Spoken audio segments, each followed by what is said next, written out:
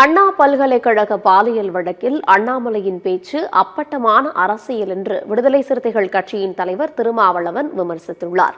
சென்னை வள்ளுவர் கோட்டத்தில் செய்தியாளர்களை சந்தித்த அவர், அண்ணா பல்கலைக்கழக மாணவி பாலியல் வழக்கில் தீர்ப்பில் உடன்பாடு இல்லை என்றால் பாஜக மாநில முன்னாள் தலைவர் அண்ணாமலை மேல்முறையீடு செய்யலாம் என்று கூறினார்.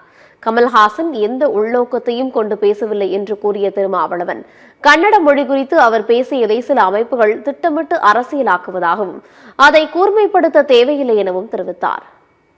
அவர் ஐபிஎஸ் ஆஃபீஸராக இருந்தார். அவருக்கு இன்வெஸ்டிகேஷனா என்னன்னு தெரியும், இன்ட்ராகேஷனா என்னன்னு தெரியும், நீதிமன்றத்தில் வழக்கு விசாரணை எப்படி நடக்குங்கிறது தெரியும். புலன் விசாரணை முடிந்து வழக்கு விசாரணை முடிந்து சாட்சியங்கள் சான்று ஆவணங்கள் யாவற்றையும் அடிப்படையாக கொண்டு ஒரு தீர்ப்பு வெளியாகிவிட்டது. இப்போது ஜீரோவிலிருந்து அதை தொடங்க வேண்டும் என்பதைப் போல அவர் பேசுவது அப்பட்டமான அரசியல்.